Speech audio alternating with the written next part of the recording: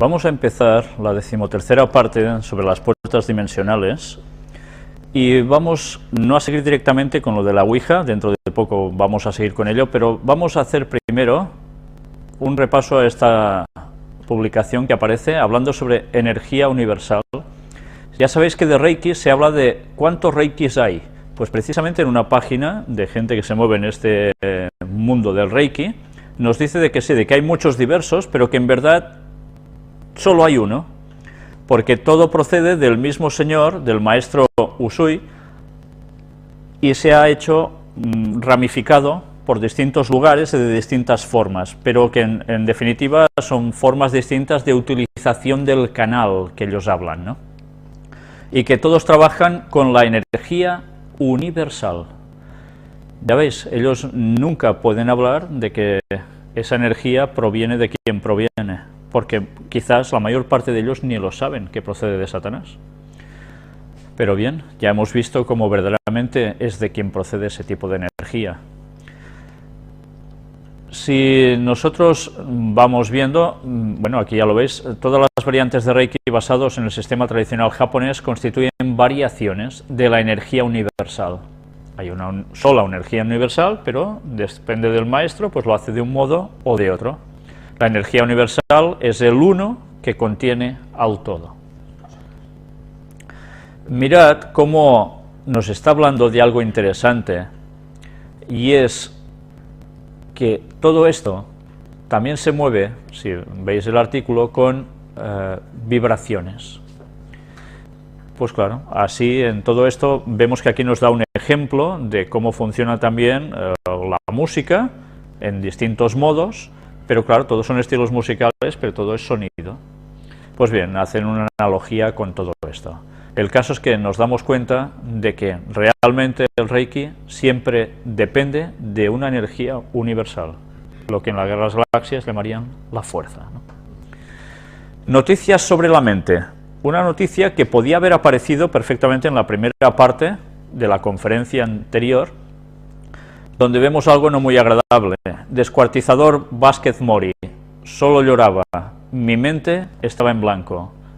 ¿Haciendo qué? Pues bueno, este señor mató a otro señor, que parece ser que era asunto de amantes, pero que no tuvieron discusión ni nada parecido. Él solo lo que va explicando es algo que es realmente un poco escalofriante. Dice que sostuvo también que producto del pánico y estado de shock, en vez de pedir ayuda decidió ir a una tienda de artículos de construcción para comprar una sierra, porque el otro se sentía mal, no podía respirar. Y fijaos lo que termina diciendo: ese momento solo lloraba y mi mente estaba blanco, y no veía más que la sierra y mi mano cortando. Acto seguido procedí a cortar los brazos a la altura del hombro, indicó, acotando que también usó un cuchillo de cocina. O sea, él se daba cuenta que estaba haciendo eso, pero su mente estaba en blanco. ¿Cómo puede ser eso? Bien, estas cosas solo funcionan cuando es algo de posesión demoníaca. El endemoniado se da cuenta de lo que está haciendo, pero no puede hacer nada para evitarlo. Eso es posesión. Pues bien, ya veis las cosas que llegan a pasar. ¿En qué se habría puesto este señor para llegar a este punto? A saber. Creer en el dualismo entre mente y cuerpo es malo para la salud, revela estudio. Al parecer, no creer en que la mente y el cuerpo son parte de una misma cosa tiene efectos negativos en la salud. Un nuevo estudio realizado por científicos de la Universidad de Colonia sugiere que esta creencia dualista entre el cuerpo y la mente afecta la salud de los creyentes. Ya sabéis que la mente va por un lado y el cuerpo por otro, ¿no? Estas personas que consideran que la mente y el cuerpo son dos entidades separadas mostraron una tendencia a comer menos saludable, ejercitarse menos y en general una actitud más descuidada en términos de lo que se considera saludable. Los investigadores creen que las personas que tienen estas creencias dualistas le dan menos importancia a su cuerpo y tienen una mayor tendencia a incurrir en comportamiento poco saludable. El cuerpo es visto en última instancia como un vehículo desechable que solamente ayuda a la mente a interactuar con el mundo físico. Hay posiblemente una especie de divorcio, en realidad una esquizofrenia, entre ser el que piensa y el que siente. y por lo tanto no se toman decisiones o no se resuelven operaciones mentales con los sentimientos. Los investigadores creen que la evidencia apunta a una relación bidireccional en la que las creencias metafísicas de unidad entre cuerpo y mente, en cambio, pueden servir como una herramienta cognitiva para lidiar con ciertas enfermedades. Y bueno, el artículo nos habla también de la filosofía de Platón, etcétera, etcétera, de este dualismo. Hay algo que incluso aquí no se dice explícitamente, pero recordemos que teóricamente en el mundo cristiano se acepta que hay una inmortalidad del alma, un alma que está dentro de un cuerpo, y que nuestro cuerpo tira hacia lo malo y el alma, cuando nos morimos, pues irá hacia donde sea, ¿no? Hay una dualidad.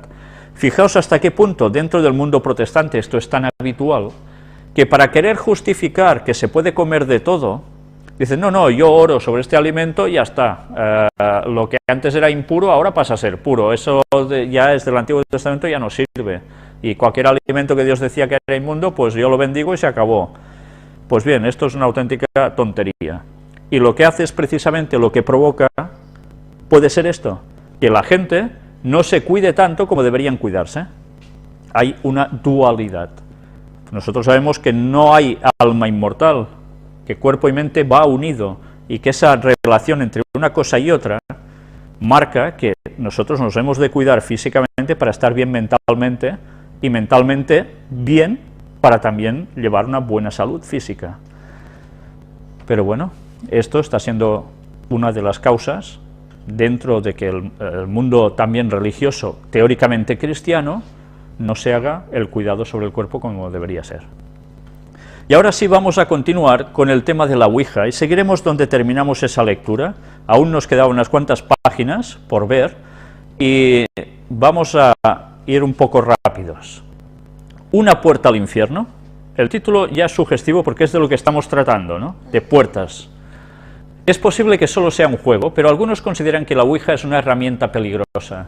David Farran, presidente de la British Psychic and Occult Society, Sociedad Británica de lo Psíquico y Oculto, considera la Ouija como la puerta hacia fuerzas poderosas y maléficas. Si se contacta con estas entidades utilizando la Ouija sin saber lo que se está haciendo, pueden despertar y tomar posesión de todos los que están tratando de comunicarse con ellas. Casi nada, ¿eh? O sea, pueden quedar posesos. Han abierto una puerta dimensional a los demonios. Eso es la Ouija. El álbum de Farran está lleno de recortes de periódicos que detallan el empleo erróneo de la Ouija. Estas fuerzas existen realmente, afirma. Siempre que he intervenido en el empleo de la Ouija, lo he hecho adecuadamente, bajo condiciones controladas. Hay que estar iniciado en lo oculto y entender sus principios generales, y esto solo es el primer paso. O sea, que dicen que para utilizar la Ouija tienes que ser un iniciado. Iniciado, ya sabéis cómo funciona el tema de iniciados, ¿no? En la masonería, en Illuminatis, en todo, ¿no? Pues bueno, es nada más que una patraña. Con esto tú no dominas nunca. Es lo que uno quiere creer, que yo haciendo esto lo voy a dominar, lo del más allá. Tú no vas a dominar nada, él te va a dominar a ti siempre. Las anotaciones y recortes de prensa de Farran abarcan más de medio siglo de casos fatales. Uno de los primeros descritos trata de una posesión a través de la Ouija en 1933, cuando el muchacho de 15 años, Matty Tarley, disparó contra su padre y lo mató. En un juego de Ouija con su madre, los espíritus susurraron a Matty que debía matar a su padre para que su madre se pudiese casar con un cowboy. Otro caso más demuestra. En un hecho más reciente, otro adolescente de 15 años, Colin Roberts, fue encontrado colgado de un árbol junto a una iglesia de Belfast, después de que el diablo le hablase por medio de la Ouija. Lo último que dijo a sus amigos fue que había hecho un pacto con el diablo y que tenía que ir a una fiesta. Este episodio sucedió un mes después de encontrar muertos unos machos cabríos cerca de una iglesia en una noche de luna llena. Esos rituales satánicos, que parecen típicos de película, no son películas, pasan en realidad. Pero prueban estos casos que la Ouija abre las puertas para que las entidades merodeadoras tengan acceso al mundo de los vivos, como dicen algunos. Fijaos, cuando ellos están hablando de esto, Vienen a hablar como si fuera de entidades de personas muertas, porque vienen al mundo de los vivos. No, no, es que quien se aparece allí, quien actúa, no es ningún muerto, son espíritus de demonios, que es muy distinto. En el caso de Matty Tarley, una posible explicación de sus actos sería que su madre fue la que movió el puntero y deletreó las instrucciones para que Matty matase a su padre. Con su marido muerto, la madre era libre para casarse con su amante cowboy. Sin embargo, en el caso de Colin Roberts, los informes nos hablan de un adolescente inteligente y pragmático que no sufría ninguna enfermedad mental. Por tanto, ¿es posible que Roberts hubiese empleado realmente la Ouija para ponerse en contacto con el diablo? Ya veis, no tenía ninguna enfermedad mental.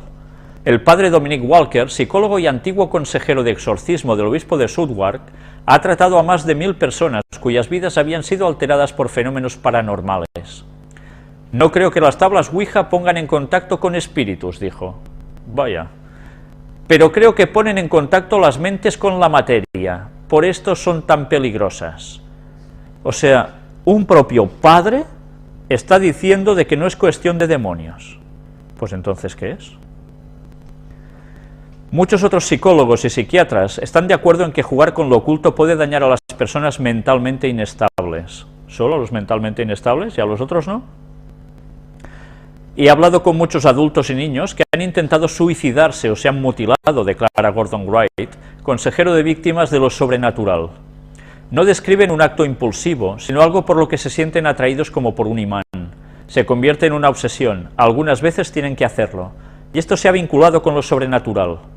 En su revelador libro Dangerous Obsessions, Obsesiones Peligrosas, Andrew Boyd también cuestiona el poder paranormal de la Ouija. Después de realizar una de las mayores investigaciones sobre el papel del oculto en la sociedad, Boyd ha llegado a la conclusión de que algunos individuos que penetran en lo oculto con conceptos de la realidad enfermizos, confusos y a menudo contradictorios, pueden perderse en un mundo sombrío y sobrenatural de mitos, magia y morbosidad. Pueden llegar a trabajar para socavar su propio equilibrio psicológico. Claro, si unos ya son inestables, se pueden terminar de desestabilizar, eso está claro, ¿no? Pero no creamos que nadie es inmune a que haya un trastorno en la persona. Cláusula de demencia. En conjunto puede decirse que los sujetos menos estables son los que más quedan influenciados por jugar con lo oculto. El doctor Geoffrey Scooby, un psicólogo de la Universidad de Glasgow, resume así el debate. Las personas altamente susceptibles, un 10% de la población, se ponen en peligro con sus propios poderes psíquicos. ¿Sus propios poderes psíquicos? Fijaos como en ningún momento se nos está diciendo que es una obra diabólica, sino que es cuestión de tu propia mente. Pero ¿deja esto de lado la posibilidad de que el mundo de los espíritus sea el responsable de estos peligros? No excluyo esto como posibilidad, dice Scooby. Las personas que ya están psicológicamente en la frontera son las que tienden a convertirse en víctimas. Para ellas jugar con la Ouija puede convertirse en una adicción. Bien, pero aquí no he terminado de decir que sí, ¿qué es esto? Para mucha gente la obsesión por lo oculto ha ido más allá de jugar con una tabla Ouija. Se ha convertido en un estilo de vida o en una religión tan válida como el cristianismo o el islamismo. Y aquí veréis en este apartado de Verónica, esto es una tabla Ouija, hay muchas, muy distintas. Desde que el hombre es hombre, ha tratado de comunicarse con los muertos. De hecho, la relación del hombre con sus difuntos puede darnos interesantes índices sobre su grado de civilización. Esto ya lo habéis visto, ¿no? Todas las culturas de todas las épocas tienen rituales de comunicarse con muertos. Esos entierros que hacen, cómo van luego allí a llevarles flores, a saber qué, ¿no? Algunos construyen grandes monumentos conmemorativos, otros los esconden en lugares apartados, en pequeñas cajas bajo tierra o en anónimos nichos. Otros se los comen y Norman Bates los diseca y los deja en una mecedora para después ponerse sus ropas. Bueno, ya sabéis que aquí hace la alusión a la película de Psicosis de Alfred Hitchcock, ¿no? Todos, en fin, mantienen algún tipo de relación con ellos, ya sea para acercarlos o bien para mantenerlos alejados. Algunas personas dicen haber comprobado que el siguiente método sirve para acercarlos. Este curioso método se ha extendido tanto que tiene múltiples versiones. Básicamente en todas ellas se utilizan unas tijeras, un libro y un cordel. Ya veis que siempre se utilizan una serie de objetos que sirven para un algo en ellos, ¿no? El sistema es realmente popular, pero no hemos de presuponer que todo el mundo lo conoce. Y aquí nos habla que para proceder introducimos las tijeras abiertas en el libro, que para los más ortodoxos ha de ser una Biblia. Ya veis cómo se mezcla una cosa con otra, ¿eh? Aunque esto no es absolutamente necesario. Posteriormente pasamos el cordel varias veces alrededor del libro y lo atamos fuertemente de manera que la presión de las hojas o las tijeras haga que el libro pueda sostenerse sujetando solo estas. Otras versiones sugieren distintas formas de hacerlo y también es variable el número de personas que deberían participar en la experiencia, pero lo más habitual es que lo hagan 2. O sea, una ouija sola normalmente no se hace, ¿eh? A partir de 2 y con estas cosas extrañas. Y así va diciendo una serie de cosas que ellos hacen. Cada uno de ellos coloca la yema del dedo índice en la parte inferior y exterior de uno de los ojos de las tijeras y se procede a la invocación. Es que proceder a invocación no es algo que salga de tu mente, estás invocando algo ajeno a ti. Previamente los participantes han pactado un código binario. Si el libro señala hacia la derecha, quiere decir sí, si señala hacia la izquierda, quiere decir no. Esto supone que no pueden hacerse preguntas abiertas, quién, cuándo, dónde, sino solo aquellas que puedan contestarse con un sí o un no.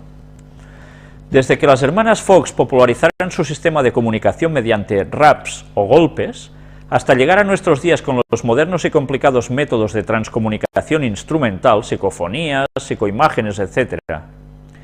¿Habéis oído alguna vez una psicofonía? Pues no tengáis ganas, si no lo habéis hecho nunca. Yo recuerdo que un pariente mío, que le gustaban mucho las cosas raras, se dedicaba por las noches de los sábados a hacer psicofonías, y se iba con esos tiempos un cassette, ponía una cinta, y se quedaban allí a grabar lo que se oía por la noche. A veces se quedaban, volvían por la madrugada otros días a buscarlo, a veces se quedaban allí toda la noche. Os puedo decir de 2 casos. Uno, en el caso de este pariente, dijo, mirad, que os lo pongo, no queríamos, y nos lo puso. Y solo oír un pequeño trozo, menos mal, que mi padre dijo, cierra esto, y se acabó. Pero es que lo que se oía era, bueno, repugnante de sonidos guturales, que decías, esto no es normal para nada. Tú estás en un lugar, en un cementerio, y eso no lo oyes. Era algo distinto. Pues bien, eso estaba en la grabación, y él le encantaba hacer eso, porque estaba convencido de que eran los muertos que por allí pululaban y hacían sus cosas, y soltaban sus mensajes. ¿Sabéis? Otra persona me dijo en una población cercana de nuestra costa, que también fueron por la noche a hacer psicofonías, y que además les empezaron a pasar cosas extrañas, a manifestarse cosas extrañas, que salieron todos corriendo, y no porque se imaginaran nada, sino porque todos vieron cosas parecidas, por no decir lo mismo. Mientras además luego volvieron un día a buscar el cassette, y lo que se oía era espeluznante. Pues bien, estas cosas tan salvajes, tan locas, es lo que mucha gente sigue haciendo, y van buscando imágenes de fantasmas por lugares, por castillos, por mansiones, por casas deshabitadas, etcétera, etcétera. En fin, así se entretienen, jugando con demonios. Sin embargo, la invocación a Verónica tiene características peculiares. No se necesita instrumental complicado. ¿Quién no tiene unas tijeras y un libro, aunque no lo haya leído? Tampoco hacen falta conocimientos técnicos, no se necesita tener conexión con ningún ente espiritual. No, si ya te pones directamente, claro que no hace falta.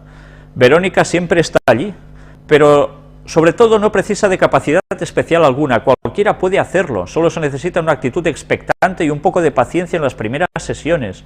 También ayuda bastante el crear un clima adecuado en una habitación tranquila en penumbra, o sea, es que se busca lo tétrico ya.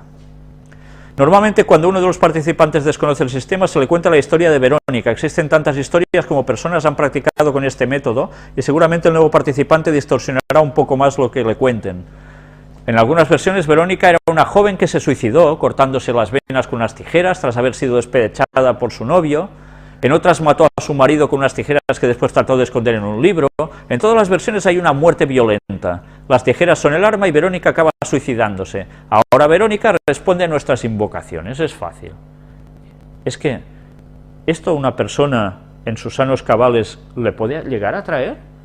Pues sí, Pues sí, porque hay muchas personas que parecen muy sensatas y se han hecho hartones de estar con asuntos de Ouija. Es la curiosidad. Dice que cualquiera puede conseguirlo, eso es lo más peligroso. Lo normal es que la experiencia acabe siendo anodina tras las primeras sesiones de sorpresa, miedo y curiosidad, pero también puede llegar a ser desagradable, producir daños en el mobiliario, lesiones a los participantes que pueden ser físicas, disociaciones de personalidad, casi nada, crisis psicóticas agudas y finalmente suicidios. Si fuera una atracción de feria, ¿se la recomendaría a un amigo?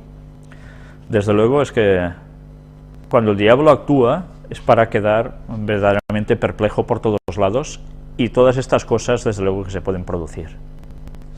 Dice, dame una prueba. La condición humana hace que este tipo de historias nos resulte interesante, salvo a un puñado de pseudoescépticos que las desdeñan a priori sin conocerlas. Yo recuerdo de alguna persona que me decía que no creía absolutamente en nada de esto, y un día, ¡pam!, vamos allí. Pues cuando notó las cosas que notó, se fue corriendo de allí. Y ahora cree en que realmente hay algo extraño después de la muerte y cosas parecidas a eso. Pero claro, tampoco quieren aceptar que sean demonios. Pero bien, la curiosidad dice que mató al gato, ¿no? Esta actitud es tan equivocada como la de las personas excesivamente crédulas, que lo aceptan todo sin ninguna crítica. Pero ¿cómo podemos saber si los relatos que nos cuentan se corresponden con la realidad? ¿Estas historias son ciertas o son solo cuentos de viejas? En parapsicología, el primer paso es buscar una explicación natural. De aquí no pasan muchas de las historias. Si no la hay, el segundo paso es, por desgracia, descartar el fraude, que puede ser consciente o inconsciente. Es decir, la persona puede contarnos algo que no es realmente cierto, pero sin tener la intención de engañarnos. Por ejemplo, alguien podría haber estado en algún sitio o haber hecho cosas que posteriormente no recordara. Podría infligirse heridas que posteriormente atribuyera a una causa exterior, pudiendo ser o no consciente de ello. Pero ¿y si hemos superado estas fases? ¿Un simple relato puede tener la suficiente fiabilidad como para convencernos? ¿Y si nos lo cuenta nuestro mejor amigo? Ese que nunca nos ha engañado. ¿Y si nos lo cuenta nuestra propia madre? ¿Se lo estará inventando? ¿Y si nos pasa a nosotros? Quizá nos estemos volviendo locos. ¿Sabéis? Sé de personas que se han encontrado en esta situación, de que ellos más o menos escépticos, pero cuando su mejor amigo les ha dicho, a mí me ha pasado esto, y confían en esa persona ciegamente, luego se quedan perplejos. Y algunos dicen, bueno, yo también quiero, y otros, gracias a Dios, dicen, bueno, yo no quiero entrar en esto. Pero estas actitudes pasan. Ninguna posibilidad ha de descartarse a priori. Lo que hemos de hacer es encontrar un caso que sea capaz de superar todas las cribas, un testimonio tan sólido que no deje lugar a la menor duda, una prueba física. Eso fue lo que pidió María. María es la primera parte de un nombre compuesto que no revelaré. María es además una persona que trabajaba en una hamburguesería. Ana era una compañera de trabajo que a veces le contaba historias de este tipo. ¿Sabéis? Hay personas que son muy dedicadas a explicar estas historietas así de terror, porque esto es terror, no es miedo, es terror. Era jueves por la noche y apenas había trabajo que hacer, todo estaba muy tranquilo, el jefe no iba a venir, así que podían hacerlo. Ya lo tenían todo preparado, Ana le había contado a María que ella solía hacerlo a menudo y que no había ningún problema. Sacaron las tijeras, la Biblia y una cinta de color rojo e invocaron a Verónica. El libro no tardó en empezar a moverse señalando a derecha e izquierda, contestando a las preguntas que se le hacían. María, a pesar de estar viéndolo, pensó que podía ser Ana la que estuviera moviendo imperceptiblemente su dedo para producir las respuestas. Así que mentalmente le pidió a Verónica que si de verdad era ella le diese alguna prueba o se manifestase de algún modo. No pasó nada. Las dos jóvenes dieron por concluida la sesión al poco tiempo y cuando terminaron la jornada se fueron cada una a su casa. Ana se fue sola, María acompañada por su marido. El joven matrimonio no sabía que en casa les aguardaba una inquietante sorpresa. Al entrar y enfilar el pasillo que llevaba a la cocina descubrieron que la puerta de la despensa, que estaba empotrada en la pared, estaba abierta de par en par. Sobre el suelo varias piezas de la vajilla estaban no caídas, sino ordenadamente colocadas, y todas ellas invertidas. Un pequeño plato de postre invertido con una taza perfectamente colocada boca abajo sobre él. A su lado un plato hondo, una olla y una cazuela, todos invertidos. Junto al plato apareció un tenedor que había sido violentamente doblado a pesar de su grosor. María se asustó y automáticamente lo atribuyó a Verónica. Esta era la prueba que había pedido. Su marido permaneció aparentemente impasible, pero no quiso volver a utilizar ninguna de aquellas piezas que marcó cuidadosamente, ni volvió a comer nada que hubiera sido cocinado en aquella cacerola o en la olla. Pocos días después, María estaba sola en su casa. Todavía no había podido olvidar lo sucedido. Era una mañana como cualquier otra. Estaba limpiando por la casa y al pasar por el baño se preguntó quién habría dejado abierto el grifo del lavabo. ¿Quién? Bueno, si no había sido ella, habría sido su marido. Sin más intentó cerrarlo, pero no pudo. No pudo cerrarlo por la sencilla razón de que ya estaba cerrado. Intentó girar la canilla, pero era inútil, ya estaba completamente cerrada. Sin embargo, del grifo seguía cayendo un débil chorrito. Era extraño porque aquel grifo cerraba perfectamente. Entonces María se asustó un poco, pero haciendo gala de una singular entereza y una sutil lucidez, decidió simplemente cerrar la llave de paso. No obstante, aquel insidioso chorrito seguía cayendo. Tal vez fuera el agua que quedaba en las cañerías. María abrió el grifo para dejarla caer. Sorprendentemente, el mismo chorrito siguió cayendo como si nada. Con el grifo abierto o cerrado, con la llave de paso abierta o cerrada, el fenómeno continuó durante más de una hora. Días después volvió a repetirse, exactamente igual. Durante un par de meses vino repitiéndose de forma que varios testigos pudieron comprobarlo. Paulatinamente fue desapareciendo. Son palabras de la propia protagonista. Cuando me acordaba sentía miedo, sobre todo si era de noche, y entonces volvía a suceder. Esta historia reúne un testimonio fiable, efectos físicos comprobables y testigos independientes. Y sabéis, yo os contaría de alguna persona conocida mía, de que estando su hermano haciendo también ciertas cosas parecidas a estas, de lo que aquí estamos tratando en su casa, en la casa nunca había pasado nada. Pero después de hacer su hermano esas cosas, en la casa empezaron a pasar cosas muy extrañas, hasta ver a una chica que se le aparecía delante en el comedor y por el pasillo. Pues bien, que incluso él dice que hasta llegó un momento en que le gritaba para que se fuera y de todo. Pues ese chico que no creía en nada de esto, pues luego pasó mucho temor. Y me sigue diciendo, cuando aún lo veo, de que aún siguen pasando cosas extrañas en ese piso. Bien, nos estamos poniendo, haciendo estas tonterías en terreno del diablo. Y la gente se cree, pues no, bueno, deben ser cosas que pasan, tonterías, o bien son los muertos que se aparecen. Son espíritus de demonios. Telergia. Eliminada toda posibilidad de encontrar una explicación natural, podemos considerar la hipótesis paranormal. Ahora bien, comprobada la veracidad del relato, ¿podemos afirmar que el espíritu de Verónica se estaba manifestando a través de estos fenómenos? En mi opinión, no podemos afirmarlo en absoluto. Aun cuando aceptáramos la hipótesis trascendental, no podríamos asegurar que fuera Verónica en otra entidad que se hiciera pasar por ella. Desde la parapsicología, la hipótesis a considerar sería que María habría puesto en marcha un tipo especial de energía conocido con el nombre de telergia. Ya veis cómo le dan explicaciones, ¿no? Que posee cualquier ser humano, una energía de naturaleza todavía desconocida, pero cuya existencia ha podido ser demostrada. Esta energía, cuyo desbordamiento incontrolado se conoce como psicorragia, podría haber producido todos estos fenómenos. O sea, tú tienes un poder, vamos. Se sabe que la telergia existe, se sabe que depende del ser humano, se sabe que puede controlarse voluntariamente y también que puede quedar descontrolada. Lo que no se sabe todavía es cómo. La telergia no es nada sobrenatural ni preternatural. Su origen no es divino ni demoníaco, ¿no? Es una forma de energía humana y como tal se comporta siguiendo principios similares a los que rigen la conducta humana. Su manifestación será más probable si de ello se obtiene algún tipo de beneficio. Tiende a desaparecer en la medida en que sea sistemáticamente ignorada y en ocasiones puede expresar una necesidad, un miedo o un deseo de forma simbólica. Hace algunos años me contaba una mujer a la que llamaré M, que ella sabía que el más allá existe, que sabía que cuando nos morimos somos puestos en presencia de Dios. Pues esta señora sabía algo mal, porque no es así. Y juzgados, y que las personas que están en el paraíso pueden vernos desde allí. Tampoco es así. Para hacer todas estas afirmaciones se basaba en algo que le había sucedido y que le había marcado profundamente. El 1 de noviembre, día de Todos los Santos, ella iba al cementerio a llevar flores a la tumba de su padre. No había dejado de hacerlo ningún año desde que su padre falleció. Sin embargo, aquel año había estado muy ocupada y entre unas cosas y otras, como ella decía, se le olvidó. Hablemos un momento. ¿Está bien ir a llevar flores a una tumba? ¿Para qué? ¿Para qué? Si el muerto está muerto y nada sabe, ¿qué va a sacar la nariz y las va a oler? ¿Va a decir gracias por decorarme mi tumba? Qué absurdo, ¿verdad? Vas a llevar flores a un muerto. Nunca mejor dicho, ¿a santo de qué? Qué bobada.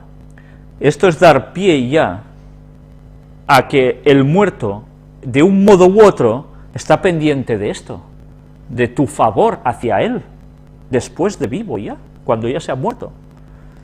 Pues, ¿cuántos cristianos no están haciendo esto?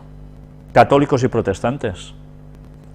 Que lo hagan gente que no cree en el cristianismo, pero que lo haga gente que cree en el cristianismo. ¿Qué quiere decir esto? Que ignoran la verdad sobre qué sucede después de la muerte. Por eso es tan importante saber lo que la Biblia nos dice sobre ello. Y luego, más de uno se ahorraría algún susto. Sigamos leyendo. Al día siguiente, por la tarde, estaba tranquilamente en su casa cuando oyó unos golpes. Se levantó caminando hacia la fuente del sonido que estaba en una pared próxima. Cuando llegó, vio con asombro cómo el cuadro que pendía de la pared se separaba de esta y volvía a caer, produciendo los golpes que cada vez eran más fuertes. Corrió a avisar a quien pudo y consiguió que sus hijos y algunos vecinos presenciaran el fenómeno. Nada podía estar produciendo aquello. Pero el cuadro se movía y siguió moviéndose por unos minutos ante el asombro de todos los que se hallaban presentes. El cuadro representaba la Santa Cena. Por algún motivo ella pensó que en el cuadro estaba simbolizado su padre. No lo pensó dos veces y se dirigió a su tumba con un ramo de flores.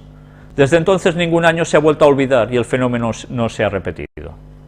O sea, que el muerto le pedía flores.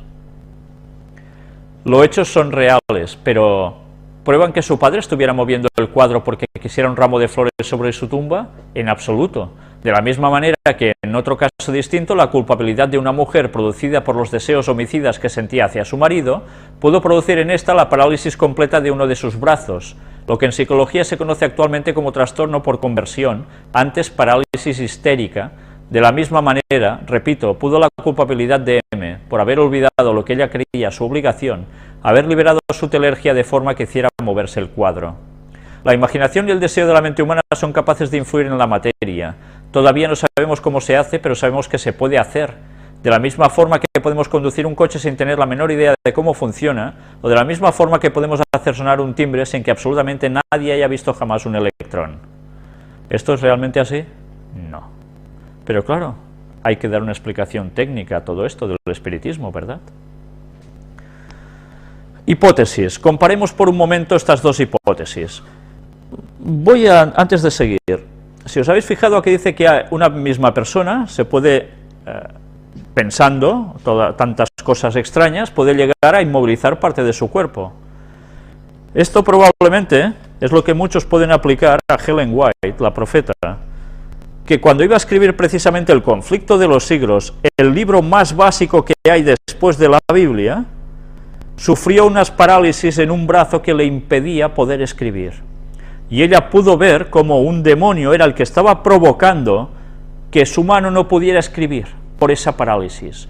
Y tuvo que orar mucho, pero mucho, y hermanos también, para que finalmente ese demonio no pudiese actuar. ¿Para qué? Pues para eso. Porque quería evitar a toda costa que este libro fuera escrito y llegase a la gente. Como ella misma dijo, es el libro que más debería ser distribuido en todo el mundo después de la Biblia.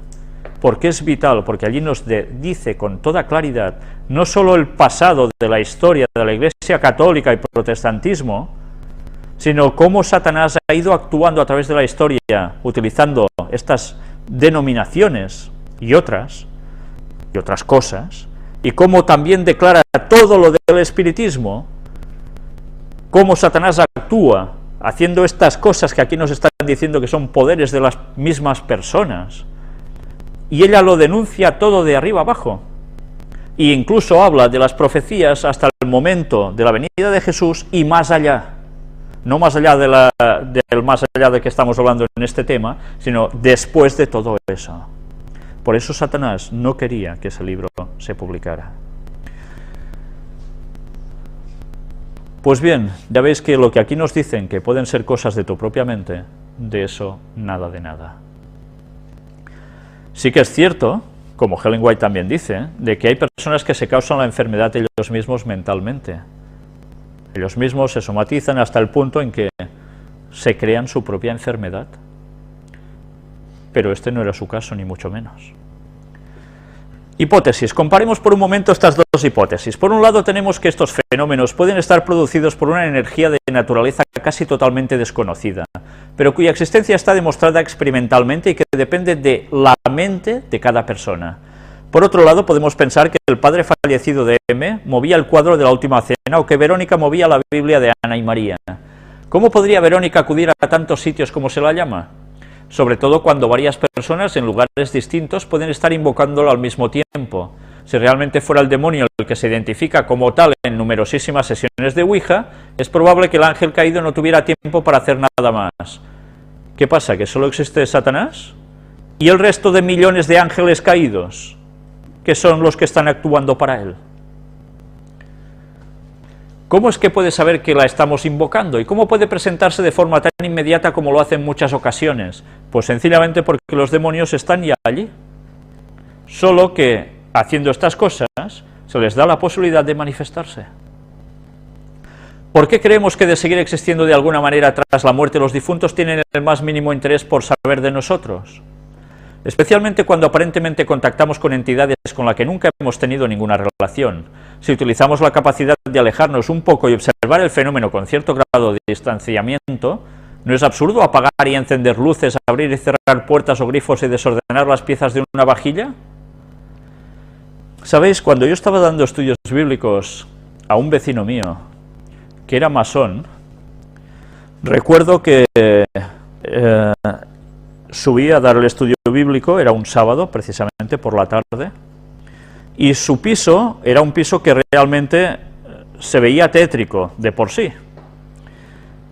Pero, bueno, recuerdo que empezamos a hablar, había claridad de día, las luces estaban apagadas porque nos veíamos perfectamente uno delante del otro en el comedor, había al final del comedor un pasillo muy largo, con habitaciones por en medio hasta la última habitación, en el fondo, donde al lado había la puerta de entrada. Y recuerdo que estuvimos hablando precisamente de temas bíblicos, en ese estudio bíblico, no recuerdo bien si estábamos hablando sobre la inmortalidad del alma, pero lo que sí recuerdo muy bien es que mientras yo estaba hablando con él y él conmigo, estábamos muy a gusto hablando, porque cuando se habla de la palabra de Dios, si además hay una buena respuesta por la otra persona, tú te sientes muy bien, pero empezamos, al menos yo, él después me dijo más o menos lo mismo, empezamos a notar algo extraño.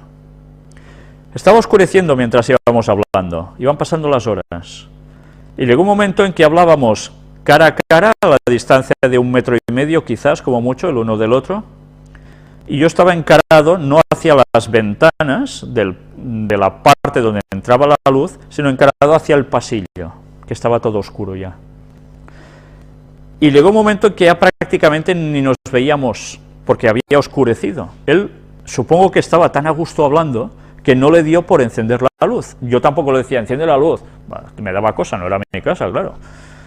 Pero recuerdo que mientras yo empecé a notar algo extraño, al fondo del pasillo, en una habitación, se empezó a encender una luz y a apagar.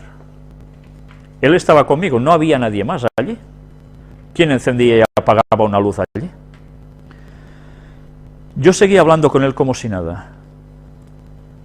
Porque ya sabéis que cuando se hace un estudio bíblico, a veces, sobre todo si es una sola persona, se te abre esa persona y te empieza a contar cosas personales, se crea una amistad, un vínculo muy fuerte cuando das un estudio bíblico con otra persona muchas veces, y con él pasaba esto, había una buena sintonía, y la luz se iba encendiendo y apagando, yo seguía hablando con él como si nada, no le hice referencia alguna a eso, yo creía que él no lo había visto, pensaba, este no lo ve porque está de espaldas.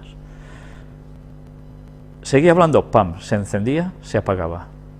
Pero no siempre a la misma velocidad. no con la misma frecuencia.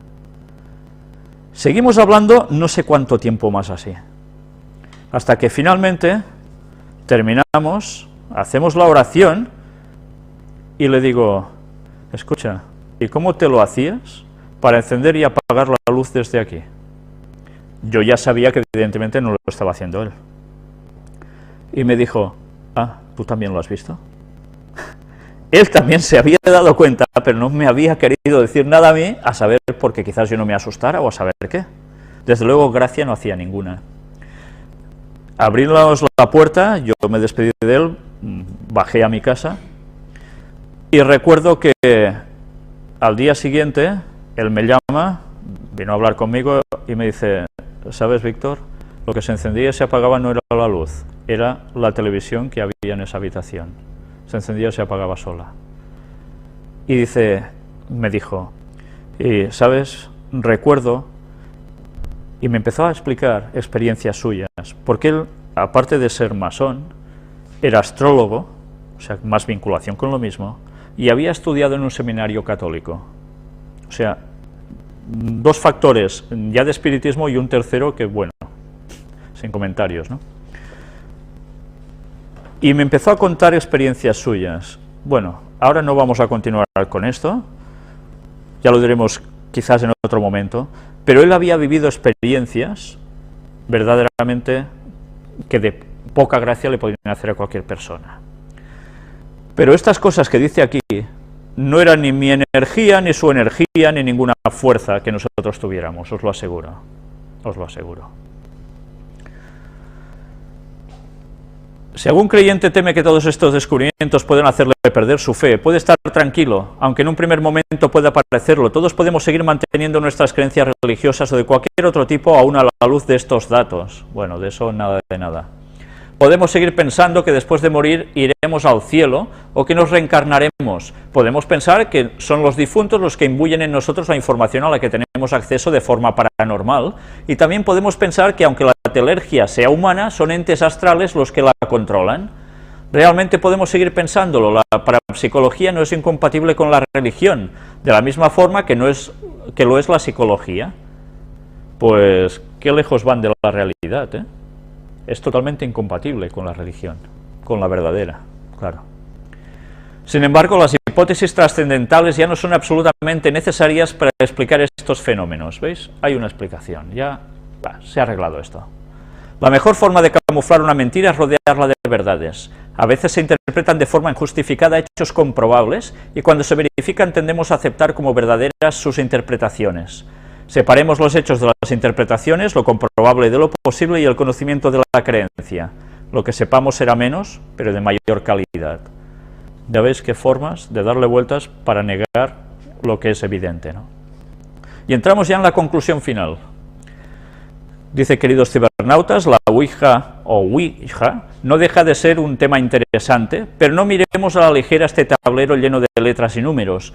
Me he dedicado no solo a leer innumerables escritos y transcripciones antiguas sobre la cuestión, de hecho he recopilado también de diferentes partes opiniones de estudiosos, parapsicólogos, psicólogos, espiritistas e incluso he transcrito literalmente la opinión de la parte más radical y conservadora de la Iglesia Católica con respecto a este tema. Por eso os lo he puesto yo, porque había una recopilación de información de muchas partes distintas que valía la pena ya poner todas aquí, y esta persona ya lo había hecho. Y me temo que a pesar de la radicalidad de las citas señaladas más arriba, otras religiones coincidirían en lo fundamental, puesto que se basarían exclusivamente en la Biblia, ya sea el Antiguo Testamento, escrituras hebreas o el Nuevo Testamento. Todas las religiones, católica, protestante, ortodoxa, judaica e islámica, condenan el espiritismo. Ya os habéis dado cuenta por eso, ¿eh? Se condenan, pero en cambio se apoyan al mismo tiempo. ¿Cómo? ¿Por qué?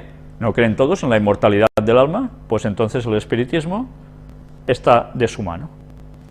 Por eso la profecía dice que todas estas denominaciones y creencias van a caer en el engaño satánico, porque todas creen en la inmortalidad del alma. Me gustaría presentarles más adelante un análisis más profundo basado en las Sagradas Escrituras. No olvidemos que al ser echado de los cielos Lucifer, el ángel caído, asimismo con él fueron echados muchos más ángeles, también llamados legiones. Bueno, depende. legión aparece en la Biblia un caso en concreto, no aquí en un plural. Los ángeles saben muchas cosas que a los seres humanos nos fueron vedadas. No tengo intención por ahora en entrar en una polémica existencial, pero ante las ciencias ocultas, las mancias, los sistemas de adivinación, la magia, la brujería, ¿es capaz el ser humano de soportar tales conocimientos si no nos conocemos ni siquiera a nosotros mismos? Si observamos de qué manera hemos devastado nuestro planeta, las guerras sin sentido, el poder desmedido de algunos sobre otros, la prepotencia frente a los animales extinguiéndolos. ¿Será esa la razón tan poderosa por la que Yahvé o Jehová Dios echó del paraíso a Eva y a Adán porque comieron la fruta del árbol del bien y del mal, o del árbol del conocimiento? Según Génesis 3:22, enseguida Yahvé Dios dijo: ahora el hombre es como uno de nosotros, pues se ha hecho juez de lo bueno y de lo malo, que no vaya también a extender su mano y tomar del árbol de la vida, pues viviría para siempre.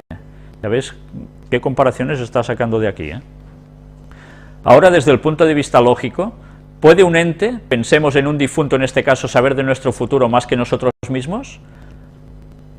Pensemos que hasta nosotros desconocemos que somos capaces de realizar, en un arranque de ira, de tristeza profunda, de euforia, de pasión, ¿no es verdad? O al consultar la Ouija, ¿desencadenamos una facultad oculta en esos seres o en nosotros mismos de realizarse lo que ellos dicen, o mejor dicho, lo que ellos decidan? Mi experiencia personal la grafico en quien es la gata, en la sección Nuestro Rincón Personal. Yo fui una bruja. Mirad, ¿ahora os dais cuenta quién ha escrito esto? Yo fui una bruja y era buena en las distintas mancias que practicaba, aunque no vivía de ello. Pero el hecho de introducirme o dedicarme a estas ciencias no solo trajo la desgracia a mi vida, también viví situaciones que jamás se me había cruzado por la mente que llegara a vivir. Había perdido la fe en Dios por culpa del exceso de información recibido de los testigos de Jehová, quienes no me enseñaron la fe, solo me dieron la posibilidad de refutar la palabra o la opinión de cualquiera que se presentara delante mío a hablarme de Dios. Esto es lo que ella dice, En aquella etapa de mi vida, yo no era más que una enciclopedia arrogante y sorda con patas, poseedora de un conocimiento vacío y hueco. La fe me llegó a través de ver y conocer la sacrificada vida de otras personas que confiaban ciegamente en Dios y con humildad pedían su favor. Me costó dejar de comunicarme con los espíritus. Era un vicio. Llegué a ser tan insegura que antes de salir a la calle consultaba el tarot casi a diario. ¿No habéis conocido personas así? Yo sí, No salen si antes no consultan tarot o, como mínimo, el horóscopo. Pero un buen día lo quemé todo y decidí dejarlo. Se lo prometí a alguien que me escuchó con humildad y se apiadó de mí, nuestro Señor Jesús. Soy cristiana, bautizada en un hermoso convento de la Congregación de las Hermanas Adoratrices en Santiago de Chile, que ayudan a niños en riesgo social y a mujeres con problemas sociales serios. Ya veis quién es ahora esta persona. Llegué allí tratando de hacer algo para que mi vida no estuviera vacía, llena solo de conocimientos como una biblioteca cerrada, dejando que los libros se destruyeran con el paso del tiempo sin intentar salvarlos. Aunque muchas personas me agradecían mis servicios mánticos y ritualísticos, no sentía que llegara a buen puerto esa filosofía de vida. Pero allí en aquel convento encontré a Dios y desde ese momento mi vida ha girado 180 grados. No me he ganado la lotería ni mucho menos, pero mi vida está llena de magia. Dios me dio un don natural, el de la profecía, y también se me presentan mensajes en sueños de personas fallecidas, mis queridos y recordados difuntos. Por tanto, dice que dejó la magia, dice que se hizo católica de un convento, pero en cambio sigue de lleno en el espiritismo. Qué cosas,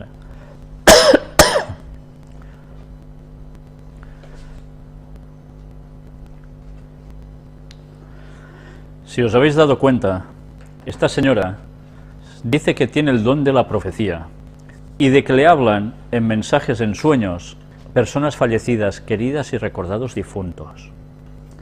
Lo que está haciendo es sencillamente más espiritismo y sigue estando de lleno en ello.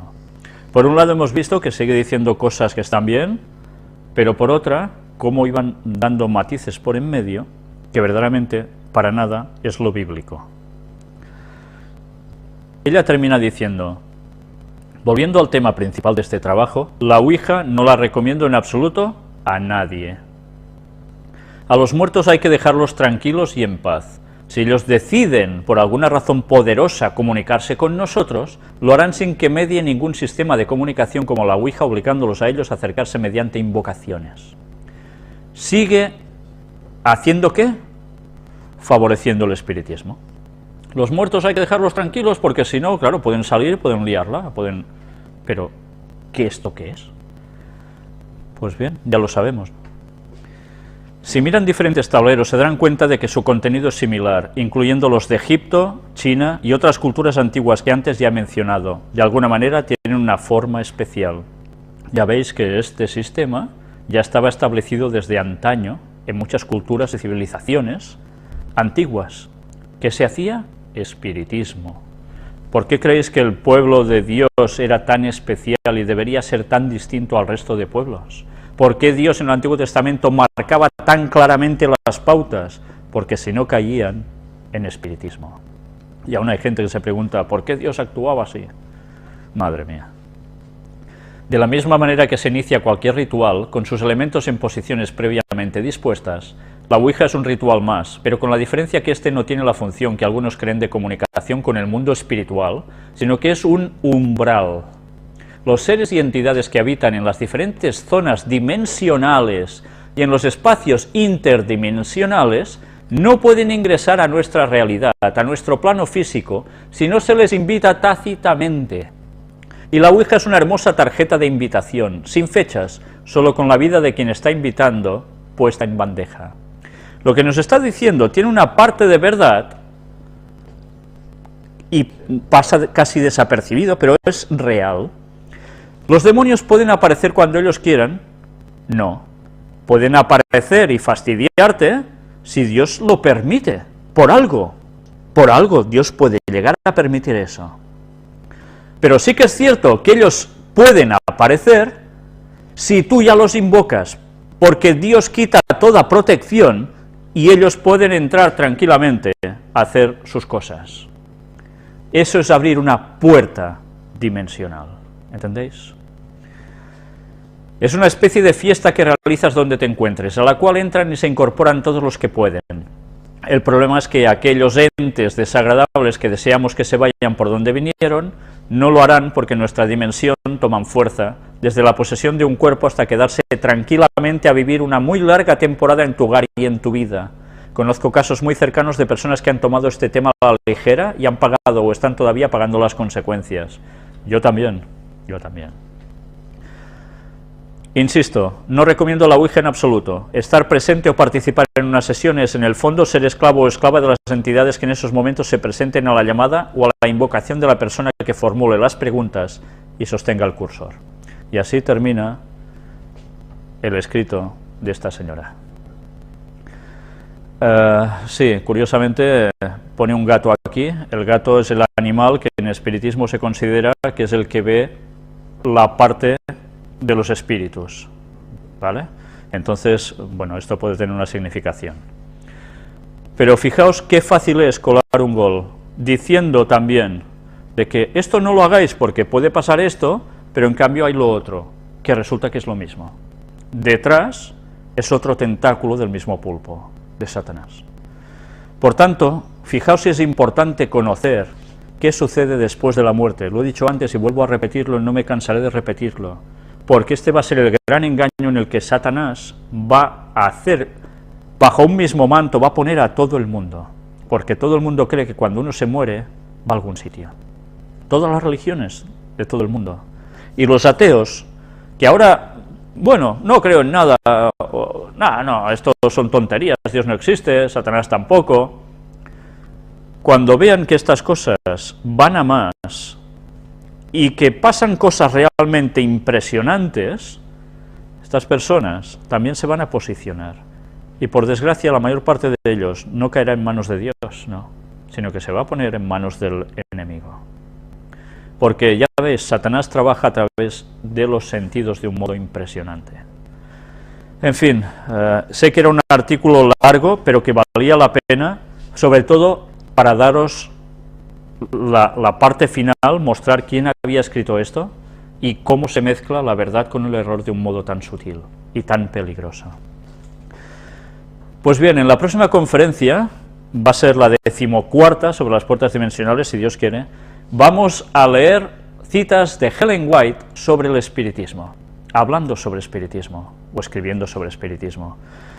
Vamos a leer bastantes citas. Vais a ver como muchas de las cosas que hemos ido viendo hasta ahora, de los distintos ámbitos del espiritismo en general que hemos ido tocando, y aún tocaremos más, Ellen White ya escribió muchas cosas, y cómo desentrañó lo que aún para estas personas que hemos visto que van explicando sus cosas se creen que son cuestiones de difuntos o demás.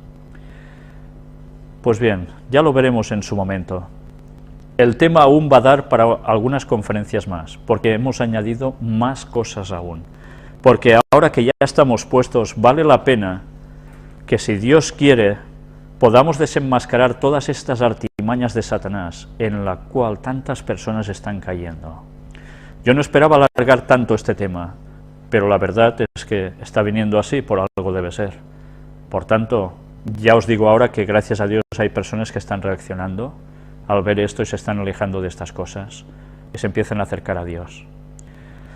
Pues bien, por mi parte hoy nada más, y que Dios nos ayude a andar verdaderamente por sus caminos y a conocer la verdad de la Biblia, porque si no, estamos perdidos.